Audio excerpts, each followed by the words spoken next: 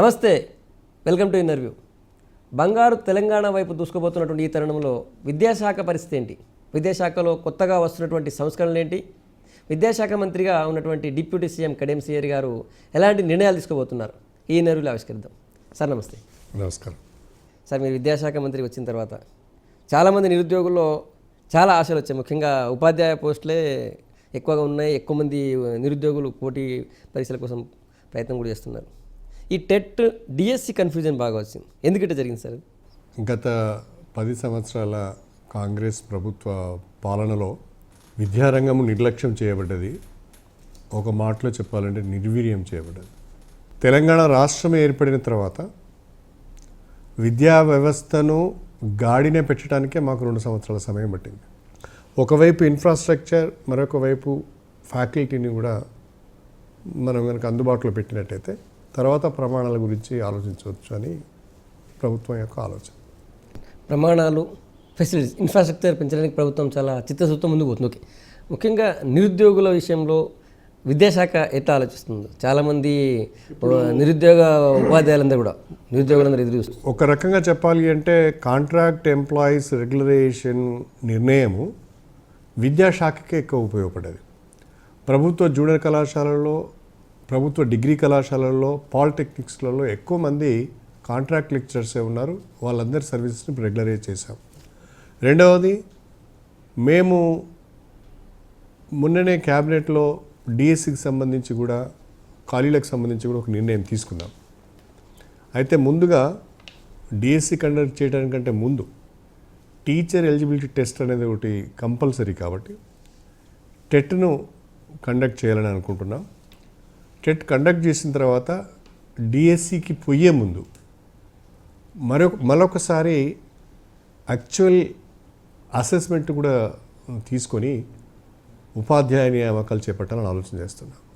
నాకున్న అంచనా ప్రకారము 10,000కు లోపే ఉపాధ్యాయ ఖాళీలు ఉండే అవకాశాలు స్పష్టంగా కనిపిస్తున్నాయి. ఎందుకంటే ఒకసారి మనము గణాంకాలలోకి వెళ్తే కొన్ని వందల స్కూళ్ళల్లో జీరో అటెండెన్స్ ఉన్నది, జీరో ఎన్రోల్మెంట్ ఉన్నది. కొన్ని వందల స్కూళ్ళల్లో 10 మంది, 20 మంది, 30 మంది విద్యార్థులే ఉన్నారు. ఆల్మోస్ట్ ఆల్ ఒక 7 నుంచి 8 వేల స్కూళ్ళల్లో చాలా తక్కువ మంది పిల్లలు ఉన్నారు.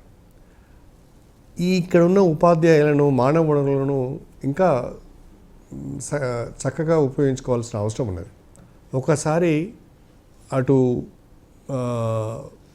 ఉపాధ్యాయ సంఘాలతోని, ఇటు తల్లిదండ్రుల పేరెంట్స్ కమిటీస్తోని, రాజకీయ పార్టీలతో కూడా చర్చించి సాధ్యమైతే ఈ రకమైన అసెస్మెంట్ కూడా వచ్చి స్కూల్ ఫంక్షనింగ్ను ఇంప్రూవ్ చేయాలి అంటే ఇది ఒక మార్గంగా కూడా మేము ఆలోచిస్తున్నాం. ఈ ఎక్సైజ్ కనుక జరిగితే ఉపాధ్యాయ ఖాళీలు 10,000 కంటే తక్కువగా ఉండే అవకాశం ఉన్నది. ఒకసారి ఈ ఎక్సైజ్ చేసుకొని స్కూల్స్ను, అదేవిధంగా ఇప్పుడున్న ఇన్ఫ్రాస్ట్రక్చర్ను, అదేవిధంగా ఇప్పుడున్న ఉపాధ్యాయులను కూడా ఉన్న వనరులను సక్రమంగా ఉపయోగించుకుంటూ అవసరం ఉన్న మేరకు ఉపాధ్యాయుల నియామకం చేపడతాం.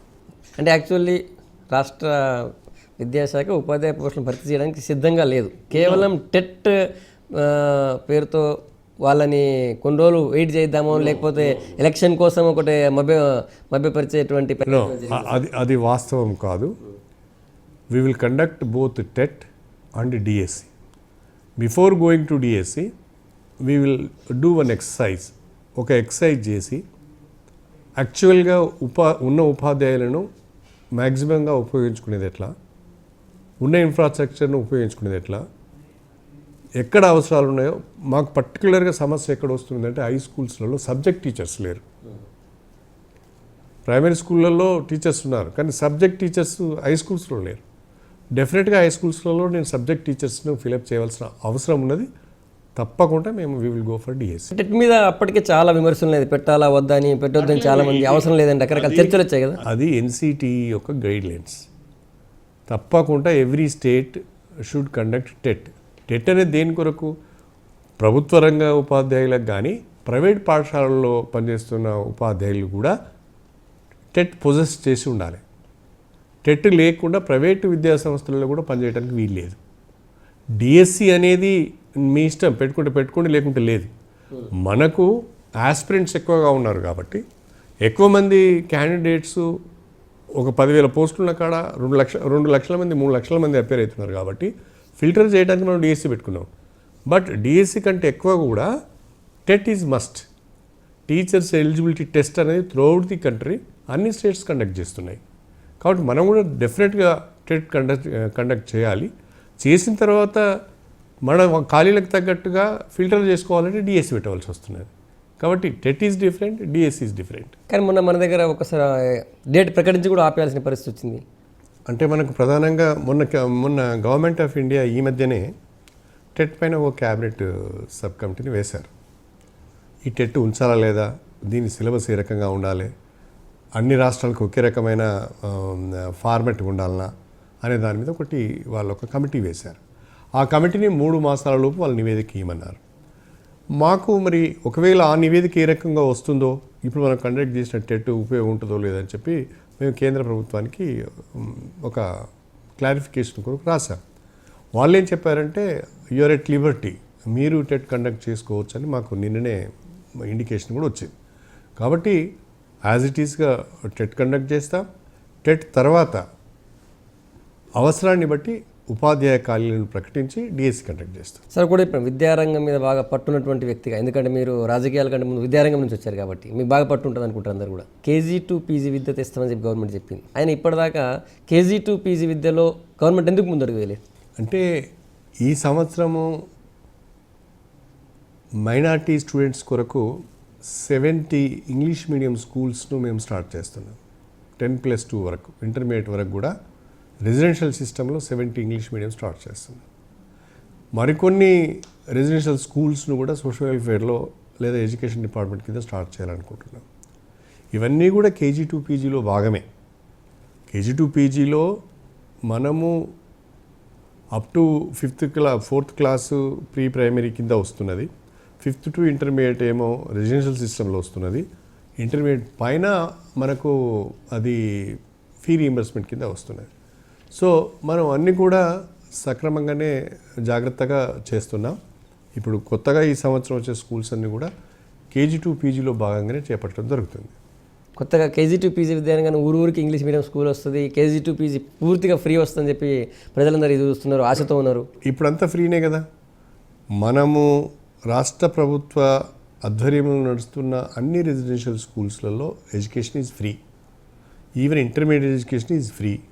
ఎక్కడ కూడా మనం ఏ రకమైన రుసుము వసూలు చేయడం లేదు. కాబట్టి కేజీ టు పీజీలో భాగంగానే ఈ ఇన్స్టిట్యూషన్స్ అన్ని కూడా యాడ్ చేయాలనేది రాష్ట్ర ప్రభుత్వం యొక్క ఆలోచన. ప్రజలంతా కొత్తగా ఏదో వస్తుందని ఆశిస్తున్నారు. కేజీ టు పీజీ అనే కానీ కేజీ టు పీజీ ఫ్రీ ఎడ్యుకేషనే కాక ప్రమాణాలతో కూడిన విద్యను అందించాలనేది మన ముఖ్యమంత్రి గారి ఆలోచన. మన ప్రభుత్వ పాఠశాలలో కానీ హాస్టల్ ఉంటూ చదువుకుంటున్న పిల్లలు కానీ ఉన్నత ప్రమాణాలను అందుకోలేకపోతున్నారు. రెసిడెన్షియల్ సిస్టంలో పనిచేస్తున్న పాఠశాలలు మంచి ఫలితాలు ఇస్తున్నాయి. కాబట్టి ఎంత మేరకు అయితే అంత మేరకు మనం వీటిని రెసిడెన్షియల్ సిస్టంలోకి తీసుకువెళ్ళాలి విద్యార్థులను. తద్వారా మంచి ప్రమాణాలు వస్తాయి, పేద విద్యార్థులకు లాభం జరుగుతుంది అనే ఆలోచనతోనే కేజీ టు పీజీని వారు ప్రకటించడం జరిగింది. మంత్రి గారు, డిప్యూటీ ఈఓలు తర్వాత ఎంఈఓలది బాగా కొరత ఉంది విద్యాశాఖలో. సో వాళ్ళ భర్తీ విషయంలో కూడా విద్యాశాఖ వాస్తవంగా విద్యాశాఖలో గవర్నమెంట్ టీచర్స్, పంచాయతీరాజ్ టీచర్స్ అని 2 కేటగిరీస్ ఉన్నాయి. ఈ గవర్నమెంట్ టీచర్స్కి మాత్రమే ప్రమోషన్స్ ఇవ్వాలి అనేది వాళ్ళ డిమాండ్. సర్వీస్ రూల్స్ కూడా అట్లా ఉన్నాయి. పంచాయతీరాజ్ టీచర్స్ అడుగుతున్నది ఏంటంటే మా సర్వీసెస్ అన్నీ కూడా ప్రొవెన్షనలైజ్ చేశారు. ప్రొవెన్షనలైజేషన్ చేసిన తర్వాత ఇంకా పంచాయతీరాజ్ అని గవర్నమెంట్ అనేది లేదు.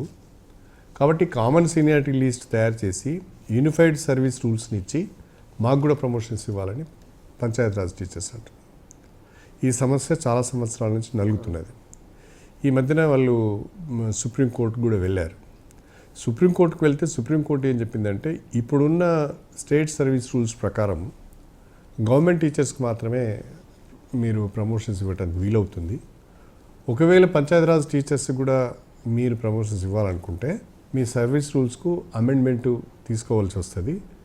అది కూడా ప్రెసిడెంట్ ఆఫ్ ఇండియా నుంచి మీరు తీసుకోవాల్సి వస్తుంది అనేది ఒకటి వచ్చింది. దానిపైన ఇప్పుడు రాష్ట్ర ప్రభుత్వము ఏకీకృత సర్వీసెస్ కొరకు రాష్ట్ర ప్రభుత్వం నుంచి కేంద్ర ప్రభుత్వానికి ప్రతిపాదనలు పంపించి అది ఆమోదం పొందిన తర్వాత కామన్ సీనియారిటీ లిస్ట్ తయారు చేసి ప్రమోషన్స్ ఇవ్వాలని ఆలోచన చేస్తున్నాను. సరే, ఈ పాఠశాలల్లో బయోమెట్రిక్ అటెండెన్స్ పెట్టాలని ఒక ప్రతిపాదన ఇచ్చారు టీచర్లకు, స్టూడెంట్స్కి. ఎంత దాకా వచ్చింది అది? ఇప్పుడు ఆల్మోస్ట్ ఆల్ రెసిడెన్షియల్ స్కూల్స్లో, అదేవిధంగా జూనియర్ కాలేజ్, డిగ్రీ కాలేజ్, పాలిటెక్నిక్స్లలో కూడా ఇప్పుడు మనం బయోమెట్రిక్ పెడుతున్నాం. పాలిటెక్నిక్స్లో 51 కాలేజ్లో కూడా 100% బయోమెట్రిక్ పెట్టాం. అక్కడ ఒక రకంగా చెప్పాలి అంటే మంచి ఫలితాలు, అటెండెన్స్ బాగా వస్తున్నాయి. ఈవెన్ సోషల్ వెల్ఫేర్ హాస్టల్స్లో, అదేవిధంగా రెసిడెన్షియల్ స్కూల్స్లో పెట్టడం వల్ల కూడా మనకు అటెండెన్స్ పెరిగింది. అటెండెన్స్తో పాటు విద్యార్థుల అటెండెన్స్ పెరిగింది, టీచర్స్ అటెండెన్స్ పెరిగింది. తద్వారా మనకు ప్రమాణాలు కూడా పెరిగే అవకాశాలు స్పష్టంగా కనిపిస్తున్నాయి. కాబట్టి అంతటా కూడా, కాకపోతే గవర్నమెంట్ స్కూల్స్ వేల సంఖ్యలో ఉన్నాయి. ఇవన్నీ ఒకే సంవత్సరం చేయగలుగుతామా? అట్లీస్ట్ హై స్కూల్స్ వరకు మనము బయోమెట్రిక్ పెడదామనే ఆలోచనలో ఉన్నాం. ఏదేమైనా బయోమెట్రిక్ పెడితే ఫలితాలు బాగుంటాయి అనేది నా అభిప్రాయం. పెట్టాలనే ఆలోచన కూడా ఉన్నాం. సరే, ఒకటి సార్, ఇప్పుడు జనరల్గా యూనివర్సల్ క్వశ్చన్ ఇది. ఇప్పుడు చిన్న కూలీ నుంచి మొదలుకొని మధ్యతరగతి, అప్పర్ మిడిల్ క్లాస్ వాళ్ళు కూడా అందరూ వాళ్ళ పిల్లల్ని ప్రైమరీ స్కూల్ అనగానే ఫస్ట్ కేజీ నుంచి, నర్సరీ నుంచి కూడా ప్రైవేట్ స్కూల్కి పంపిస్తున్నారు. గవర్నమెంట్ స్కూల్లో మీరు పెంచడానికి ఎంత ప్రయత్నం చేసినా కూడా తల్లిదండ్రుల్లో ఆ విశ్వాసం నింపలేకపోతుంది గవర్నమెంట్. అది ఎన్నో రోజుల నుంచి నడుస్తుంది, మీరు వచ్చిన తర్వాత జరిగింది కాదు. ఈ గవర్నమెంట్ ఇంకా కొద్ది ప్రయత్నం ఎక్కువ చేస్తుంది, అయినా కూడా తల్లిదండ్రులు విశ్వాసం నింపలేకపోతుంది. అంటే టీచర్లలో అంకితభావం లోపించిందా, వాళ్ళ తల్లిదండ్రుల్లో విశ్వాసం లేదా, నమ్మకం లేదా మీకు? అంటే ప్రభుత్వ రంగంలో ఉన్న విద్యా సంస్థల పట్ల ప్రజల్లో విశ్వాసము రోజు రోజుకు సన్నగిలుతున్నది. కారణం ఏంటంటే ఒకవైపు ఇన్ఫ్రాస్ట్రక్చర్ పూర్తిగా లేకపోవడం, ఫ్యాకల్టీ పూర్తిగా లేకపోవడం, ఇన్ఫ్రాస్ట్రక్చర్ ఉండి ఫ్యాకల్టీ ఉన్నా కూడా సరిగా టీచర్స్ రెగ్యులర్గా స్కూల్కి పోకపోవడం, పోయినా సరిగా పాఠాలు చెప్పకపోవడం, స్కూల్ అట్మాస్ఫియర్ మీద వాళ్ళు దృష్టి పెట్టకపోవడం, కమిట్మెంట్తో పనిచేయకపోవడం వలన కూడా ఈ సమస్యలు వస్తున్నాయి. వీటన్నిటినీ నేను ఇంతకుముందు మీకు చెప్పాను. ఇవన్నీ మాకు వారసత్వంగా వచ్చిన సమస్యలు ఇవన్నీ. వీటన్నిటిని కూడా సార్ట్అవుట్ చేసుకుంటూ వస్తున్నాం. నేను ఇంతకుముందే చెప్పినట్టుగా వాటన్నిటిని సార్ట్అవుట్ చేసుకుంటూ వస్తున్నాం. 2016-17 విద్యా సంవత్సరాన్ని I want to declare it as a education year. Education ఇయరే డిక్లేర్ చేయాలనుకుంటున్నాం.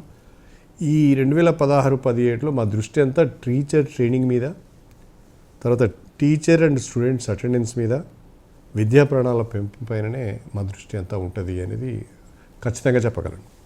సార్, ఇప్పుడు ప్రైవేట్ విద్యా వ్యవస్థలో, విద్యా సంస్థల్లో కేజీ నుంచి ఇంటర్మీడియట్ దాకా ఆ ఫీజుల పరిస్థితి చాలా భయంకరంగా ఉంది, మీకు తెలియని విషయం కాదు. సో ఆ ఫీజుల నియంత్రణ కోసం మీరు చేస్తున్న ప్రయత్నాలు ఏమున్నాయి? రాష్ట్రంలో దాదాపు 60 లక్షల మంది విద్యార్థులు ఉన్నారు.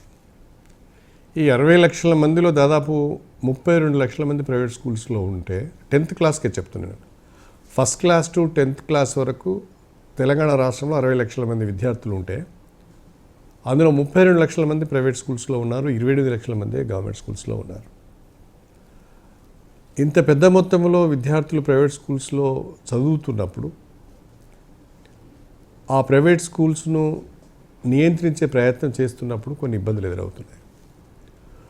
యాక్చువల్గా మనము ప్రతి స్కూల్కి సంబంధించి, లేకుంటే అక్కడ ఇన్స్టిట్యూషన్ సంబంధించినంత వరకు మనము రుసుము ఎంత చెల్లించాలని నిర్ధారణ చేస్తున్నాం. కానీ పేరెంట్స్ కూడా అవుట్ ఆఫ్ ది యాంగ్జైటీ అఫీషియల్గా కట్టే రుసుము వేరు, అన్అఫీషియల్గా కట్టేది వేరు.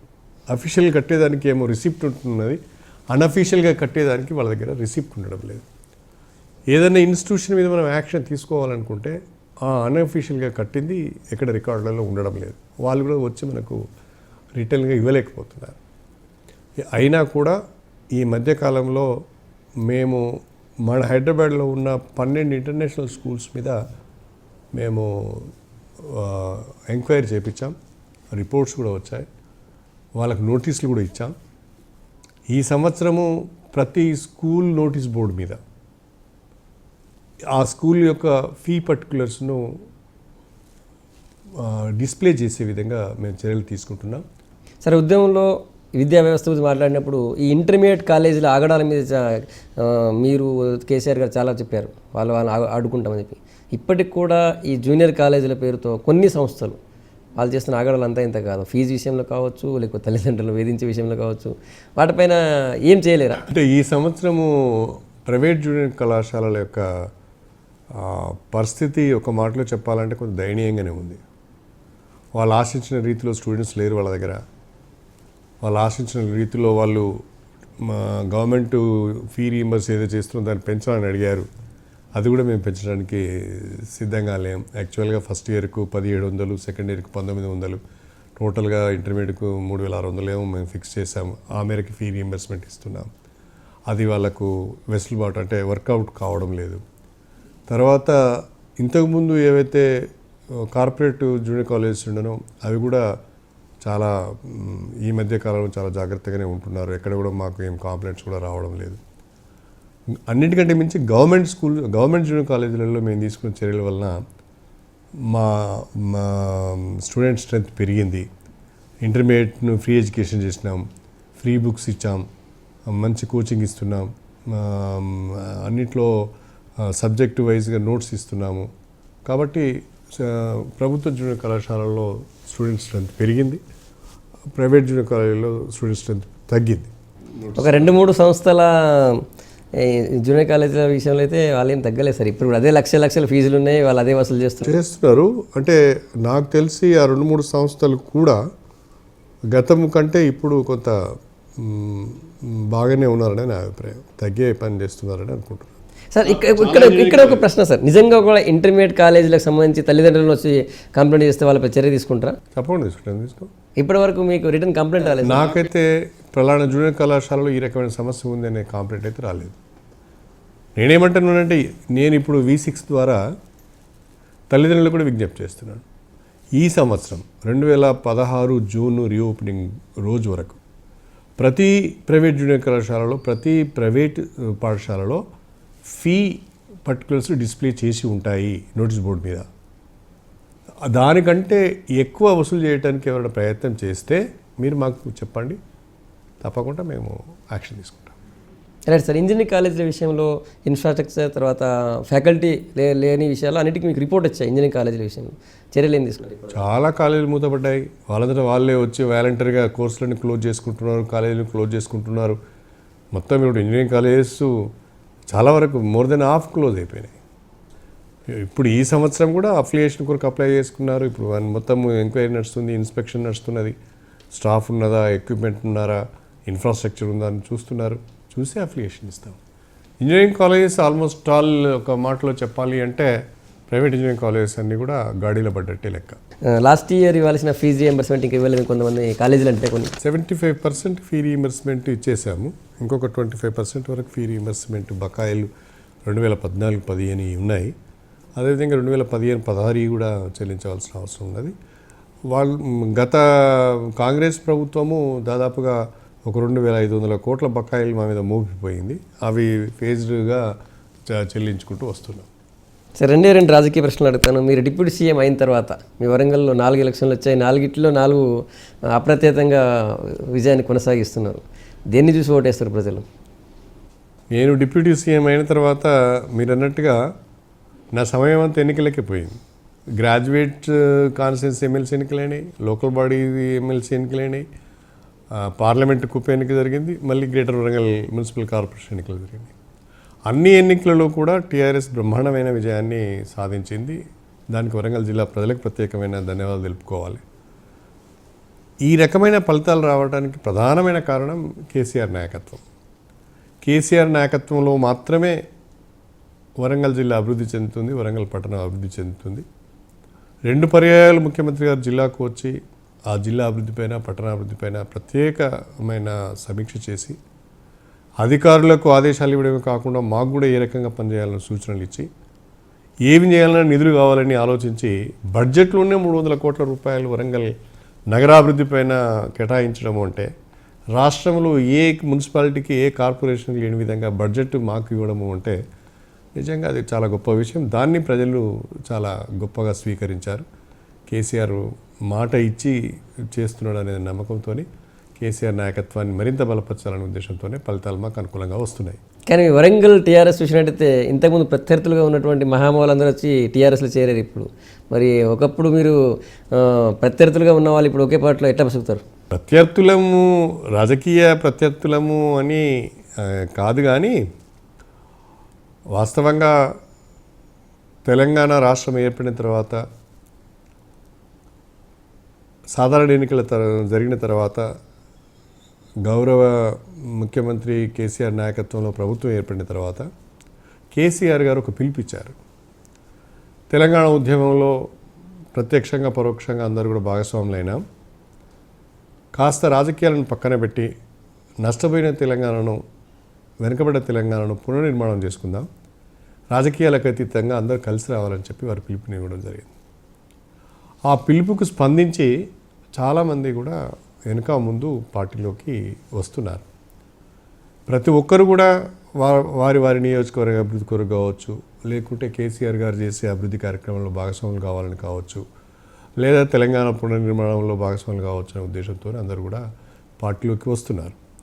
కాబట్టి పార్టీ బలపడుతున్నప్పుడు, జిల్లా అందరి నాయకుల చేరిక వల్ల పార్టీ బలపడుతున్నప్పుడు తప్పకుండా అందరూ కూడా కలిసి పనిచేయవలసిన అవసరం ఉంటుంది.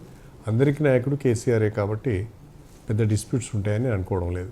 ముఖ్యంగా ఎర్రబెల్లి దయాకర్రావు టీఆర్ఎస్లో రావడం పట్ల డిప్యూటీ సీఎం ఎట్లా ఫీల్ అయ్యారు? రావద్దన్నారా?